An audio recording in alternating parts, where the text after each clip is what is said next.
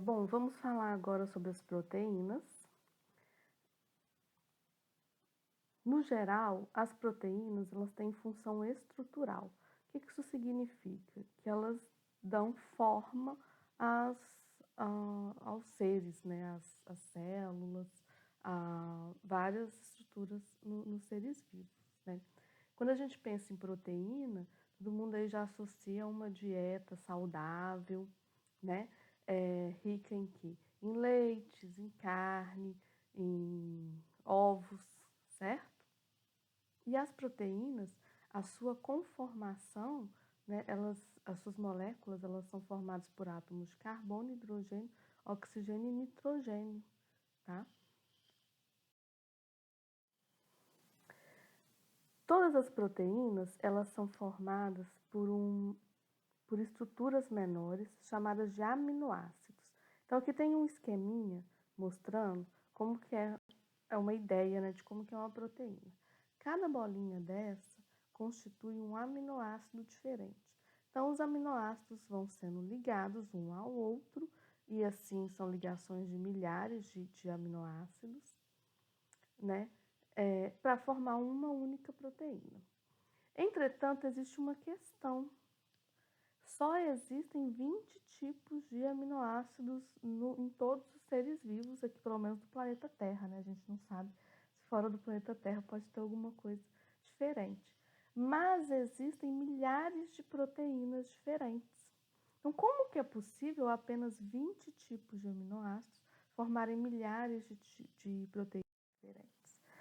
Isso vai estar relacionado ao número de aminoácidos que vai ter na proteína e a sequência desses aminoácidos em cada proteína, tá? Então aqui, ó, a gente tem dois esqueminhas, a proteína 1 e a proteína 2. A gente observar, tanto a proteína 1 quanto a proteína 2 vão ter os aminoácidos azul, verde e rosa, ó, azul, verde e rosa.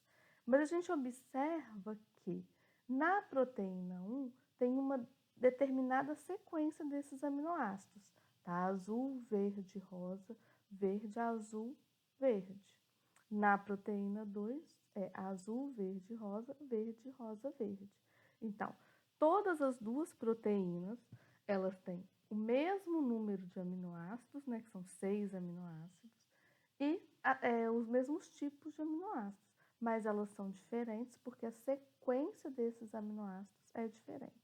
E é isso que acontece com os organismos de todos os seres vivos na Terra, né? Que é um exemplo bem simples, com apenas 3 aminoácidos, 3 tipos de aminoácidos e 6 aminoácidos no total. Imagina isso para milhares de aminoácidos, como que a sequência deles, a variação na sequência, a variação no número de aminoácidos pode gerar milhares de proteínas diferentes. Uma questão importante são os aminoácidos essenciais, que eles devem ser obtidos durante a alimentação. Ou os aminoácidos chamados de não essenciais, o nosso corpo consegue fabricar, tá? Já os essenciais, eles devem ser obtidos na alimentação. Um detalhe importante é que esses aminoácidos essenciais, eles vão variar de espécie para espécie. Então, enquanto na espécie humana existem determinados aminoácidos, né, que são considerados essenciais, que a gente tem que se alimentar deles, por exemplo, para os cachorros, os aminoácidos essenciais serão outros, né? Então, eles vão ser capazes de fabricar alguns aminoácidos e vão ter que se alimentar de outros. Em relação à estrutura das proteínas, a gente vai falar em 4 tipos de estruturas diferentes: estrutura primária, secundária, terciária e quaternária. O que são essas estruturas, né? A estrutura primária nada mais é do que apenas a sequência de aminoácidos, tá? Já a estrutura secundária é que esses aminoácidos, devido à força da ligação entre eles, ela passa a ter uma conformação helicoidal. Na estrutura terciária é quando essa cadeia helicoidal ela se dobra em si mesma. E na quaternária, quando são proteínas que são constituídas de mais de uma cadeia de aminoácidos, certo? Nem todas as proteínas vão ter mais de uma cadeia de aminoácidos, mas muitas delas terão mais de uma cadeia de aminoácidos. Aliás, existem algumas proteínas que vão ser constituídas não somente de aminoácidos, elas são constituídas de aminoácidos e de outros elementos, como, por exemplo, lipídios, né, podem estar inseridos aqui também. Mas sempre vai ter uma cadeia pelo menos uma cadeia de aminoácidos. Existem diversas funções das proteínas. Uma delas, né, que a gente mais fala, é a função estrutural, que está a ver com a arquitetura das células, consistência ao conteúdo celular, formam fibras. Como exemplo, a queratina, que é encontrada em pelos e unhas, e o colágeno em tendões e ligamentos. Tá? Então, aqui tem uma ilustraçãozinha, né, mostrando a queratina. Uma outra função das proteínas é a defesa, né? E aí, como exemplo, a gente vai ter os anticorpos, né? O que são anticorpos? Quando o nosso corpo ele está em contato com algum ser que ele considera prejudicial, aqui, né, tá como exemplo bactérias, vírus ou célula cancerígena, o nosso corpo produz essas estruturas, né, produz os anticorpos para combater esses seres que são mal vistos, né, pelo nosso corpo, que são considerados patogênicos, né, como se estivessem atacando o corpo. E aí esses anticorpos são produzidos, geralmente por essas células chamadas glóbulos brancos, que são células de defesa do nosso corpo, que ficam no sangue. Então, elas produzem os anticorpos que vão tentar o quê? Inativar esses seres que entraram no nosso corpo. Muitas vezes, uma reação alérgica, ela se dá exatamente por conta da quantidade exagerada de anticorpo que o nosso corpo produz, tá? Então, quem tem aí rinite alérgica, né, por exemplo, é porque o corpo em contato com algum agente, né, geralmente poeira, ácaro, alguma coisa assim, ele acaba produzindo muito anticorpo, por isso que a pessoa começa a espirrar muito, tossir, ter coriza, né, em excesso. Outra função das proteínas é que várias proteínas vão formar hormônios, né? Nem todos os hormônios são hormônios de proteínas. A gente viu até, né, quando a gente está falando de lipídios, o colesterol, que é um tipo de hormônio, e é hormônio de lipídio, mas aqui existem várias proteínas que vão formar hormônios também, tá? O que é um hormônio, né? Um hormônio é uma substância que é produzida em uma parte do corpo e vai ser liberada no sangue para agir em outra parte. E como exemplo, a gente tem insulina e o glucagon. A gente falou um pouquinho da insulina, né? Vou só relembrar aqui. Qual que é a função da insulina? Quando o sangue está cheio de açúcar, né, cheio de glicose, a insulina ela é liberada no sangue para retirar essa glicose do sangue e leva para o fígado, aonde vai ser armazenada na forma de glicogênio, certo? Por outro lado, a gente vai ter um outro hormônio chamado glucagon que vai ter uma atividade antagônica ao da insulina. Quando o corpo está precisando de energia, né, as células estão precisando de açúcar e não tem esse açúcar no sangue, o glucagon vai retirar a glicose que está no fígado, né, está lá armazenado na forma de glicogênio, ele vai retirar o glicogênio de lá, quebrar na forma de glicose e liberar no sangue. E aí, essa glicose no sangue vai percorrer o corpo todo até chegar nas células que estão necessitando de energia. Uma outra função importante das proteínas é a função enzimática. O que é essa função enzimática? Também chamada de catalisadora, tá? Uma função catalisadora. Ela acelera reações químicas, né? Então, algumas reações químicas que já ocorreriam na ausência dessas enzimas, elas vão ocorrer de uma forma mais rápida, de acordo, por causa da presença dessas enzimas. Então, aqui um exemplo, a ptialina, que ela está localizada na saliva e ela quebra o amido. Então, aqui está, né, mostrando o amido, que é um carboidrato, né, a gente já falou sobre ele. E aí, com o auxílio da pitialina, então, esse amido vai ser quebrado em partes menores, tá? Em açúcares menores.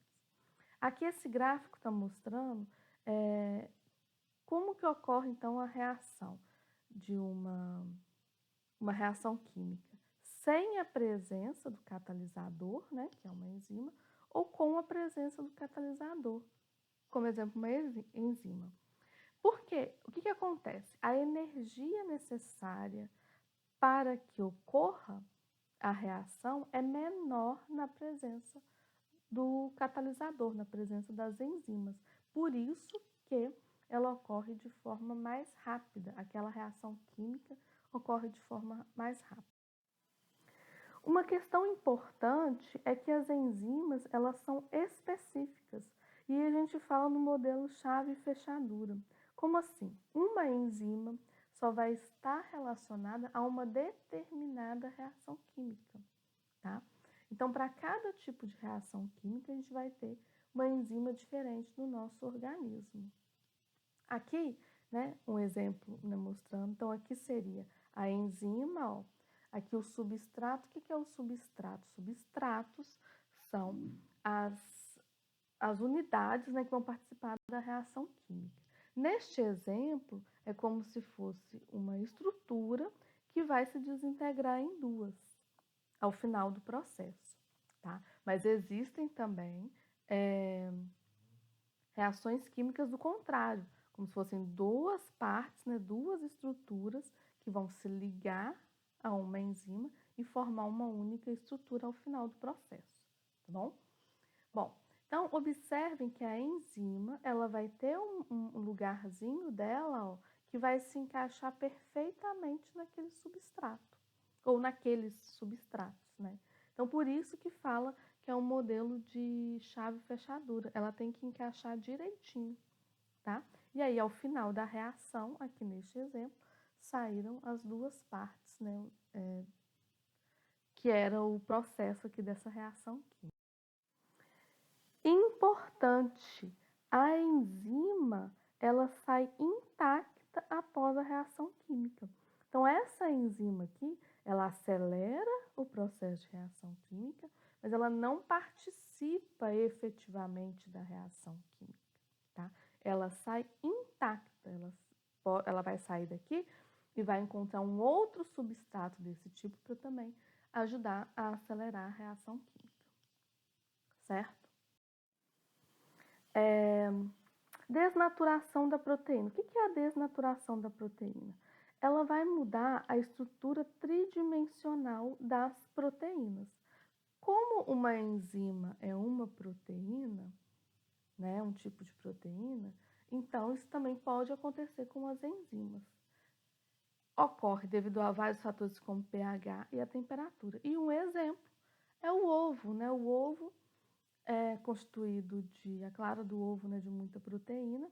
E se você coloca ele a uma alta temperatura, ele sai do estado líquido, né, pastoso, assim, para o estado sólido, tá?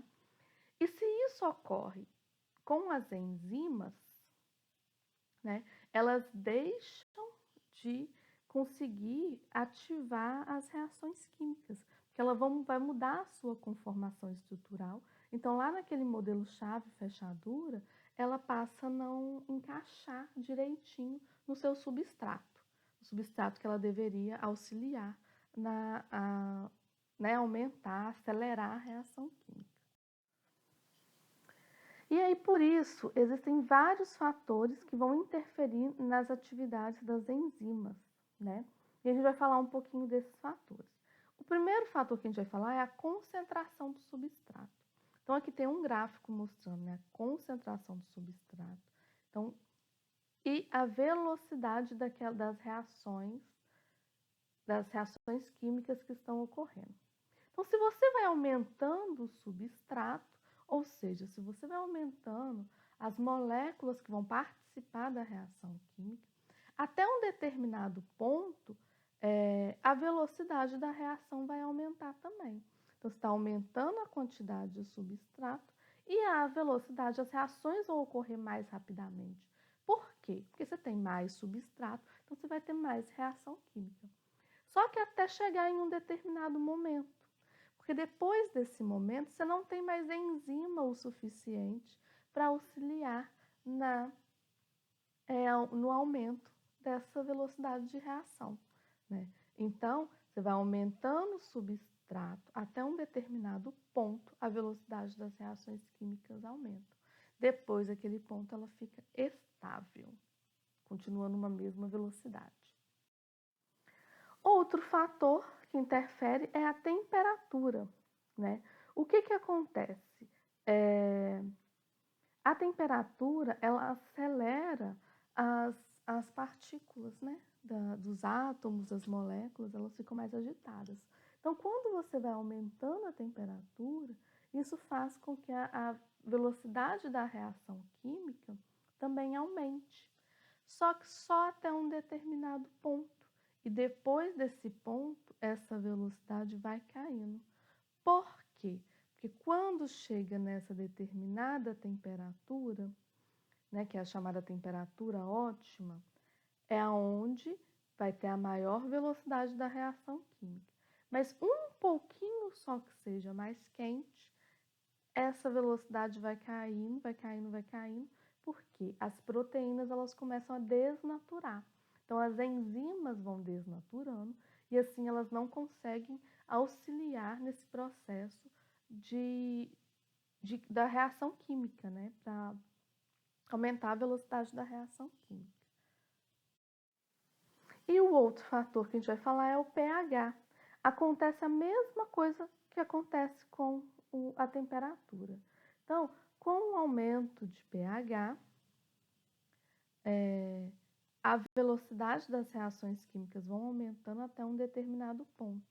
Quando esse pH continua aumentando, o que acontece?